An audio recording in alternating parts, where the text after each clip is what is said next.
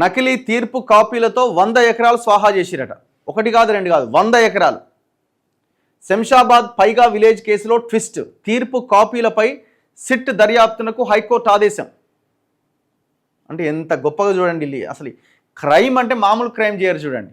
ఇప్పుడు మీరు హైదరాబాద్లో ఒక ల్యాండ్కి సంబంధించిన పేపర్స్ మనం క్రియేట్ చేయాలి, ఈజీగా అయిపోతుంది. అంటే మీకు 1985 నుంచి కావాల్సిన డాక్యుమెంట్ కూడా ఇచ్చేస్తారు. అంత భయంకరమైన రియల్ ఎస్టేట్ మోసాలు ఉన్నాయి హైదరాబాద్లో.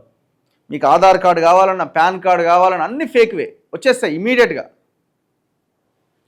హైదరాబాద్ మెట్రోపాలిటన్ డెవలప్మెంట్ అథారిటీ హెచ్ఎండిఏకి కొంతమంది ప్రైవేటు వ్యక్తులకు మధ్య నడుస్తున్న 100 ఎకరాల భూ వివాదంలో కోర్టు నకిలీ తీర్పు కాపీలు కలకలం సృష్టించినాయట. అంటే అసలు కోర్టు ఇవ్వని తీర్పు అట అది. నకిలీ అంటే ఇది తీర్పు వచ్చిందని నకిలీ కాపీని సృష్టించిరట.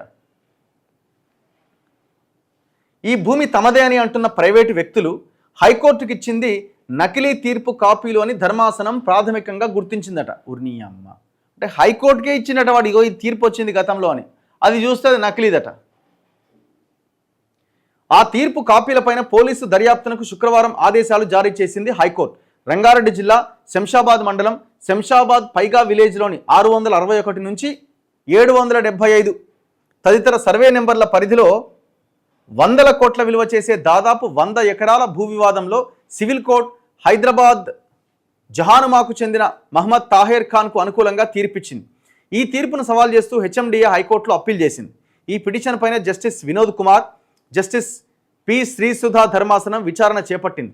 ప్రైవేటు వ్యక్తుల వద్ద ఉన్నవి హైకోర్టు నకిలీ తీర్పు కాపీలు అని ధర్మాసనం అనుమానం వ్యక్తం చేసింది. ఆ తీర్పు కాపీల ఆధారంగా వారు యాజమాన్య హక్కులను కోరుతున్నారని సంశయించింది. సదరు తీర్పునకు సంబంధించి అసలు హైకోర్టులో పిటిషన్ నమోదైందా అన్నదానిపైన విచారణ చేయాలని జ్యుడిషియల్ రిజిస్ట్రార్ను ధర్మాసనం గతంలో ఆదేశించింది. రిజిస్ట్రార్ సీల్డ్ కవర్లో సమర్పించిన నివేదికను ధర్మాసనం శుక్రవారం కోర్టులో తెరిచింది.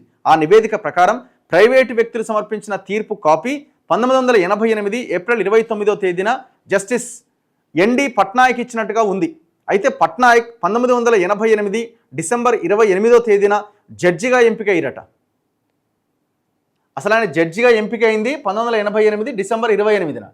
కానీ తీర్పు ఎప్పుడు వచ్చినట్టుంది? అదే సంవత్సరం ఏప్రిల్ 29న వచ్చినట్టు తీర్పు ఉందట. అంటే ఆయన అప్పటికి ఇంకా జడ్జిగానే కాలేదట. దాంతోపాటు సదరు తీర్పు కాపీలో ఉన్న రిట్ పిటిషన్ నెంబర్ రిజిస్టర్ అయినట్లు హైకోర్టు రికార్డ్స్లో ఎక్కడా లేదట.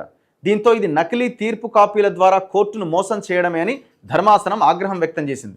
దీనిపైన జ్యుడిషియల్ రిజిస్ట్రార్ పోలీసులకు ఫిర్యాదు చేయాలని ఆదేశించింది. ఇప్పటికే చార్మినార్ పోలీస్ స్టేషన్లో నమోదై ఉన్న ఇలాంటి మరో 2 ఎఫ్ఐఆర్లతో కలిపి ప్రస్తుత ఫిర్యాదును దర్యాప్తు చేయడానికి సిట్ ఏర్పాటు చేయాలని రాష్ట్ర ప్రభుత్వానికి ఆదేశాలు జారీ చేసింది. సదరు వివాదాస్పద భూమి వ్యవహారంతో ఇరుపక్షాలు యథాతథ స్థితి కొనసాగించాలి అని స్పష్టం చేసిందట. ఎంత మోసం! 100 ఎకరాలు అంటే ఈజీగా ఎకరం శంషాబాద్ అంటే 5 కోట్లు 10 కోట్లు మినిమం అని ఉంటుంది.